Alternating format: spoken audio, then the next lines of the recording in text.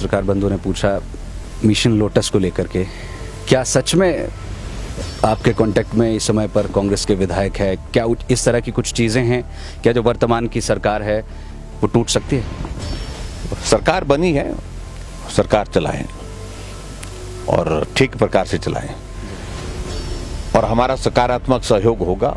हिमाचल के हित के लिए, जनहित के लिए जो मुद्दे होंगे उन मुद्दों पर हम हमेशा सहयोग देंगे।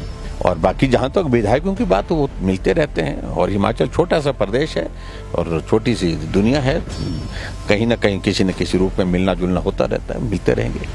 आपके समय की यदि हम बात करें तो पुलिस भर्ती का भी जो है वो उस समय पर पेपर लीक का पूरा मामला सामने आया था, एसआईटी गठित हुई थी, सारी चीज़ें रही थी। अब यहाँ पर जो एचपीएससी के कर्मचारी अधिकारी वहाँ पर है वो इसमें संलिप्त है। जब सुक्खू जी से ये प्रश्न पूछा तो उन्होंने कहा कि जो शब्द थे वो ये थे कि ये स्यापा भाजपा का डाला हुआ है। देखिए, अब कब तक भारतीय जनता पार्टी को कोसते रहेंगे? सरकार बदल गई है और सारी जिम्मेवारी को लेने के लिए उनको अब तैयार होना चाहिए मानसिक रूप से।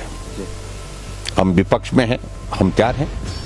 सर, आपने कुछ दिन पहले प्रेस कॉन्फ्रेंस की और उसमें जब पत्रकार बंधुओं ने पूछा मिशन लोटस को लेकर के, क्या सच में आपके कांटेक्ट में इस समय पर कांग्रेस के विधायक है? क्या इस तरह की कुछ चीज़ें हैं क्या जो वर्तमान की सरकार है वो टूट सकती है?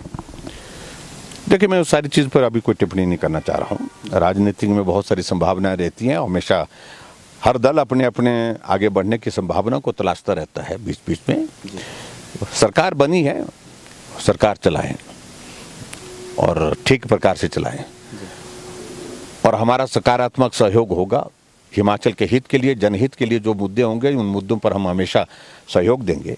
लेकिन जो जनहित के निर्णय नहीं होंगे, जिस प्रकार से अभी हाल ही में बदले की भावना से काम की शुरुआत की है, ऐसे निर्णय में हम ना विधानसभा के अंदर इनके साथ होंगे ना विधानसभा के बाहर, और हम डट करके इसका विरोध करेंगे, निश्चित रूप से विरोध करेंगे। और जहां आप कह रहे हैं, हमें मुझे लगता है कि अभी ऐसी कुछ सोचने की आवश्यकता नहीं है। हम सरकार कैसे चलती है इस पर जरूर नज़र रखे हुए हैं।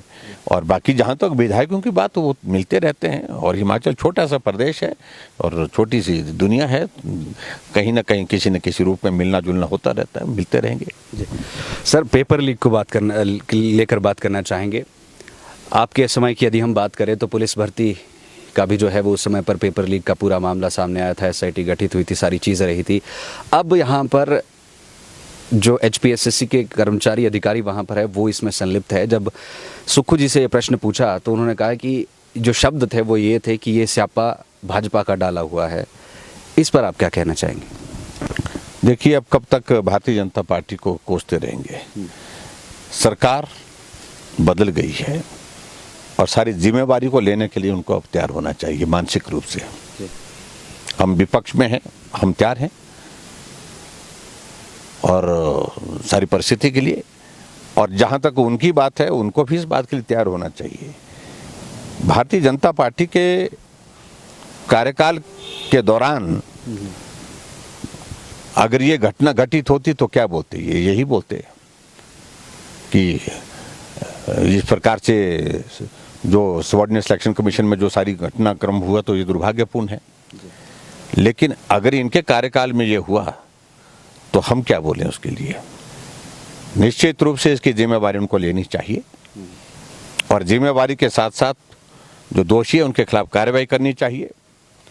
और मेरा यह मानना है कि जिस प्रकार से उनने पुलिस भर्ती को लेकर के अपनी बात बड़ी शोर डालने की कोशिश की, तो हमने पुलिस का वो पेपर रद्द कर दिया, नए सिरे से हमने उसमें पुलिस की भर्ती की प्रक्रिया शुरू की, उसको भी पूर्ण किया। और हिमाचल प्रदेश में ऐसा है कि हमने तुरंत उसके बाद एसआईटी कॉन्स्टिट्यूट करने के बाद उसमें इन्वेस्टिगेशन की, गिरफ्तारियां की।